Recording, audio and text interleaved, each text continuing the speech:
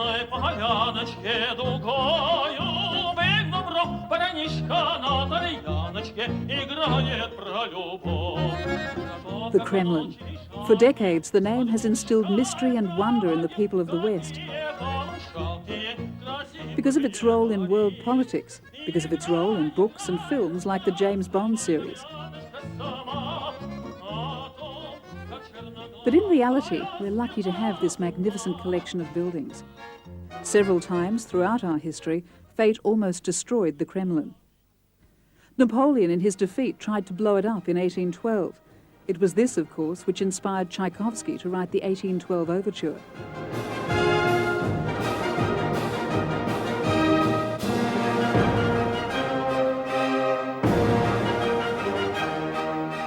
Before that, in the 1770s, Catherine the Great had plans to demolish the place and replace its cathedrals with a new classic-style Kremlin. Fortunately, she went broke. And of course, the Kremlin has also had its minor problems too. Irina, this would have to be the biggest bell in the world. You're right, but never rang. It never rang? Well, obviously it's got a big hole in it. Yeah. What happened to it? It was a big fire, and people began to use the water, and water and fire make a crack, huge crack, and this piece is 11 tons. If that's 11 tons, how much does the whole bell weigh? 200 tons together. And when was it made? It was in the 16th century.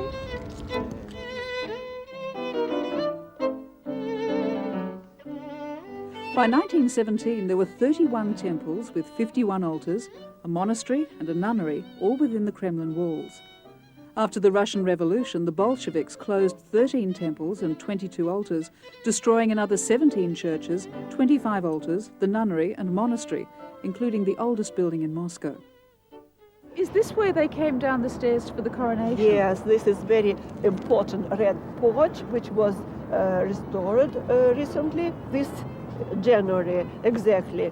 And the Tsars left the palace, and they took these stairs, and they go around, and they use this enter to the main cathedral. Assumption Cathedral was built in 1479. And for that time, it was a miracle for the Russian people, because all buildings were very small, and it was huge and very imposing, very lot of time. Ivan the Great's bell tower is the tallest building in the Kremlin. No foreign film crew has ever been allowed up its 329 steps before.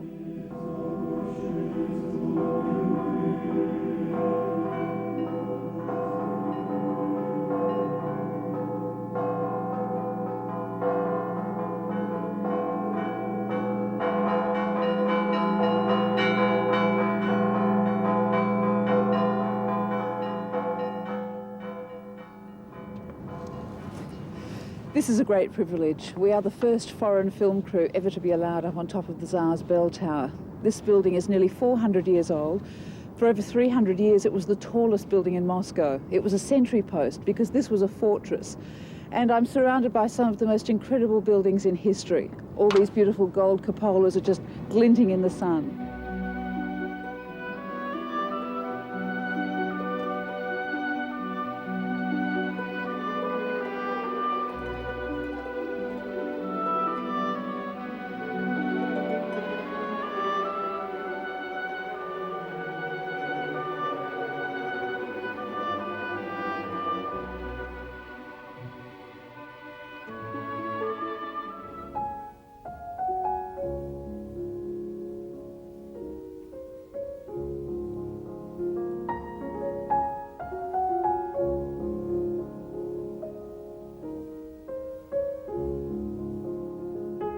For most of this century, the treasures of the Kremlin, like the rest of Russia, have been kept a secret, locked away from the West behind the mysterious Iron Curtain.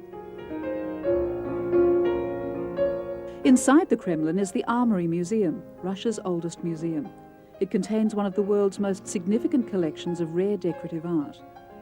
Priceless crowns, sceptres and treasures of a bygone age which far outweigh the value of the British crown jewels. It's a collection of Kremlin workshops, and you can follow the customs and changing of styles, habits from the earliest time, 12th century till the 20th, and that's why it's one of the biggest collection in the world.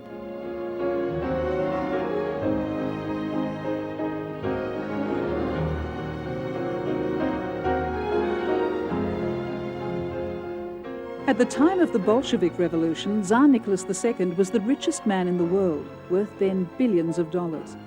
Here's an irony. Despite the fact these items are priceless, because of a lack of money, much of the Kremlin's treasures are still locked away in vaults. For example, one carriage, it took about 2 years of complicated work, and the crew is about 10 persons. Painters, wood masters, wood cut masters, and iron masters, metal conservation, metal restorers. The ironies continue. The Kremlin is embracing capitalism as it looks toward the future. The museum sees the potential in allowing its treasures to travel overseas, as they will return big dollars, which will help them restore and maintain many of these priceless treasures.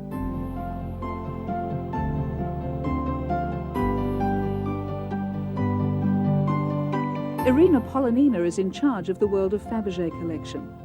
Each exhibition, it's a lot of work to do because we must make a good choice. And it's very complicated to make a list at first, to decide what we can send, what is forbidden to send because of the fragile or something else.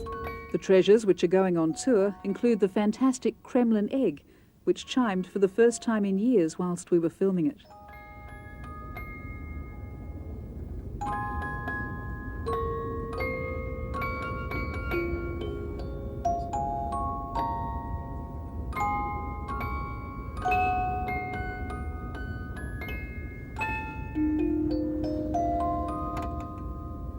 Irina, one of the most famous pieces is the Trans-Siberian egg. Inside of this egg, they put the train, which was copy of the real train, and the train itself made with platinum, and the light is a ruby, and the carriages made with gold, and each carriage has special inscription for ladies, for smoking, non-smoking, the male, and this last for the church.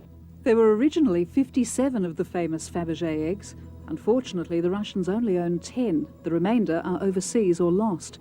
But they are hopeful that the lost ones may someday turn up, like this St. Petersburg dandelion flower study, which was found in 1994 in a collector's attic.